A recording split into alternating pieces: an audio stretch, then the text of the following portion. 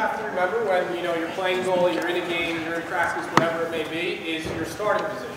All right? I think that's one like fundamental thing that every goalie, you know, needs to get down. You know, whether it be, you know, a young middle school guy, a college guy, a pro player, whoever it may be. You know, so personally for me, if you're looking at my ready position, my feet are usually shoulder width apart, all right? Drew, real quick, when do you get into that ready position? All right, that's a good question, Mark. I get into the ready position, guys, before the shot or the shooter is even approaching the goal, all right?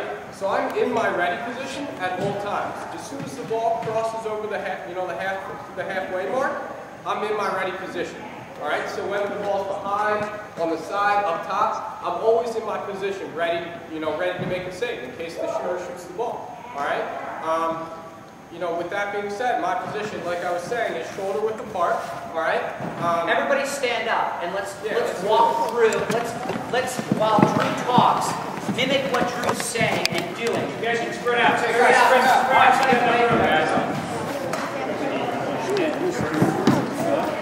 So the first thing is your hand position, all right?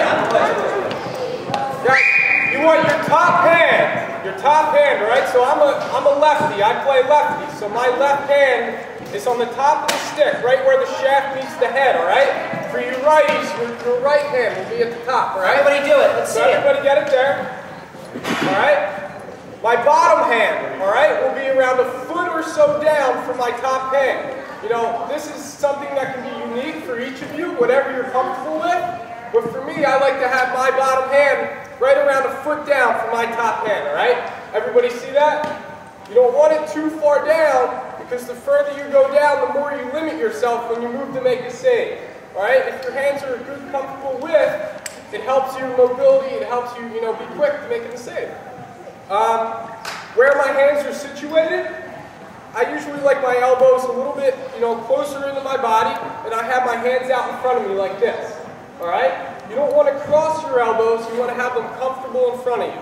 So the way I think about it is, you know, if my hands are like this, I can make a save in any direction. You know, if it's off my hip, my hands are like this, I can move easily right here, all right? Anywhere, just like that. So your hands are out, they're comfortable, all right? Now, where my feet are, all right, guys, I see a lot of goalies that have their feet real spread out, and I think that kind of limits your mobility a little bit, all right? You want to be quick. The whole point of being a goalie is, you know, being quick, attacking the ball, all right? So I like to have my feet right around shoulder width apart, and when they're at this length, you know, this far apart, it really helps me step. It really helps me attack the ball, wherever it's coming from, all right? How many of you guys have heard the expression of, you know, attack the ball? Have you guys heard that before? Yeah? You know, so having your feet in that kind of position really puts you kind of in that attack mode, all right? You know, whenever the shot's coming, you should be ready to just pounce on it, wherever it comes from. So having your feet there really, you know, gets you in that mindset, gets you ready for it. You know, staying on, you know, that half, my knees are slightly bent, all right? Slightly bent. That's really going to help you wherever you got to go. If your you know, knees are straight, you know, you're not very athletic when you're like that. You know, you don't feel comfortable. If you're too far bent, you know, you're really crouching. You're giving away a little bit too much. So you want to have a, you know, a comfortable bend in your knees, be relaxed, and be ready to attack the ball. All right? Awesome. So this is the goal line, Drew. How far off the goal line do you play? Yeah, that's a good question, and that's different for every goalie, guys. So, you know, a lot of you guys that are just starting out, you know, find a position in the goal that you're comfortable with. You know, for me, you know, and they refer to this as kind of the arc. Have you guys heard of the arc before? You know, kind of walking your arc, you know, the positions, you know, it's usually around 5 steps around the cage in each way. All right? So for me, if the shot's coming from where coach is right in the front, you know, I'll be on my high arc or a mid-level arc right around here, all right? I like to come out a little bit, take up a little bit of the cage, don't give the shooter as much to look at, all right?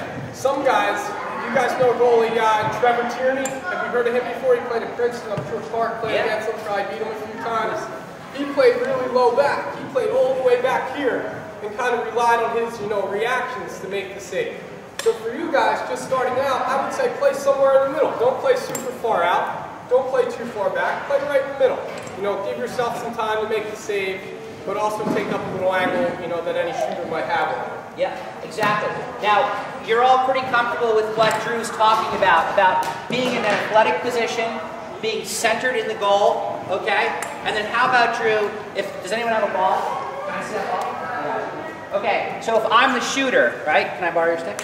Okay, and if I'm the shooter and I'm actually going to shoot the ball towards Drew, what's really important for everyone to focus on is how Drew attacks the ball, okay, and which foot he attacks the ball with, depending on what side of the ball, what side of the goal I shoot on. So, yeah, that's a good idea.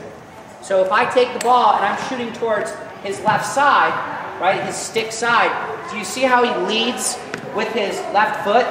It's right underneath there, if you don't mind grabbing that again. Perfect. So if you look at it again, you'll watch he doesn't cross his legs ever. So he's just going to step to the left side. He's going to keep his body behind the ball by moving his legs towards it. Okay? Watch the progression of his body. He's going to lead with his hands, and his body is going to follow the ball. See that? And you see how his head stays over the ball? That's kind of a training mechanism for goalies to keep their body behind. A goalie instructor that I had years ago said, end up, when the ball's shot low, end up with your head over the ball. And I would always do it. I'd say, why the hell do I have my head over the ball? It doesn't make any sense. And he goes, now look at your body. And I look behind, I said, yeah. He goes, is it behind the ball? I said, yeah. He goes, that's the point, to get your body behind the ball. Because remember, these sticks are not very big. This ball travels sometimes over 100 miles an hour. So it's not every single time you're not going to be able to save the ball with your stick every single time. And the goalies that have the best position, that enables themselves to get behind the ball, make the most saves. Drew, in an MLL game, when you're playing against a guy like Paul Rabel, who shoots 115 miles per hour, on every 5 shots he shoots, how many do you save with your stick and how many do you save with your body? Out of 5, if I was lucky, if you make 5 saves. If I was lucky, I would save 2 with my stick and the rest would be with my body. Isn't that crazy? So here's a guy, he's playing against the best player in the world, Paul Rabel, right? He's shooting 115 miles an hour. Drew's the best goalie in the world, right? And Drew's telling you that less than half the times he can actually save Paul's shot, he's getting it with his body. So that's a clear indicative reason for you to believe that the body has to back up the ball. And the tricks that I used to teach myself were, again, getting behind the ball, getting my head over the ball, all these things. But the end result is for you to maintain your body position behind the ball. So that was an off the goal shot. But if I shot one on the goal, watch his body behind every single time. So that's why it is so important to be physically ready to explode towards the ball. Because you're not going to rely just on your hands. You're going to always rely on your body to get behind it. Okay? That was the best example. Yeah. So you're going to look at that and you're going to remember after tonight, one lesson about attacking the ball is you're always going to attack it with your hands, but you're going to follow it with your body. You see how Drew athletically and gracefully goes from right to left there? See how light his feet are? That's important for you to really focus on, because a good goalie is a goalie that moves towards the ball and backs the ball up with his body. You're not going to be a goalie that's just going to swing for a ball. Okay? That's unathletic. Okay? And more times than not, you're not going to make that save. Guys, okay? how many like getting hit with the ball? Be honest. Does anyone in here like getting hit with it? Has anyone ever gotten hit and been like, oh, that was awesome. That feels great. No, right? I don't think anyone in the right mind would say yes.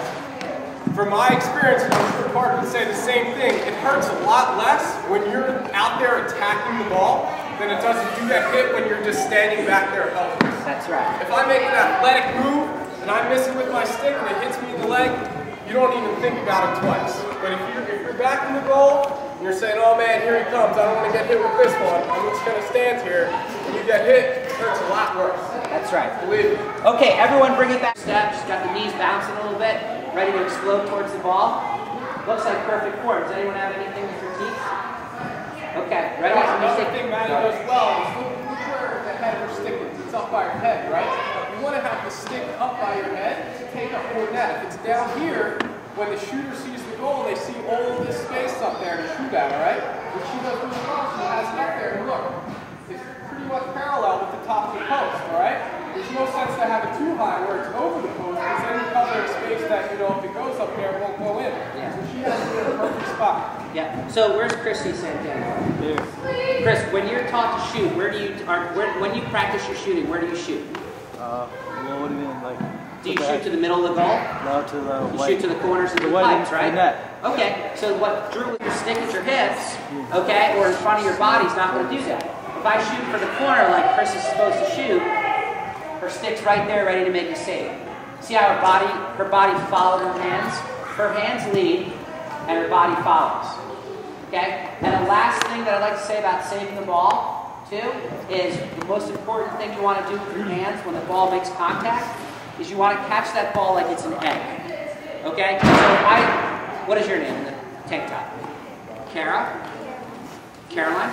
Alright, so Caroline, this is an egg. How are you going to catch it? Right? You kind of bring it in, right? You extend, and then you bring it in, right? So if I throw it to Drew, oh, sorry, Drew, I was doing with your hand, just with your hands. If this is an egg, right? This is Halloween night. No, just kidding. But this is an egg, and I'm just throwing it right into him. See how he's just, whoa, right? So that's the same method that you want to approach when you're saving the ball with your hands, with your stick.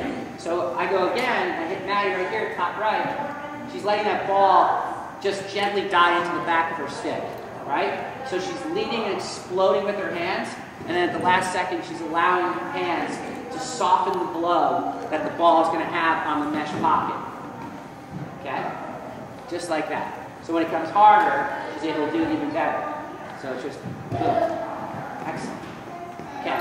And that's another reason why you want to have your hands out. You want to have your hands out so you can bring the ball in. If your hands are tucked into your chest, you're going to end up punching the ball. Maddie, punch the ball. What happens? Rebounds, right? You don't want those, because that gives offenses a second chance. Okay, who has a question?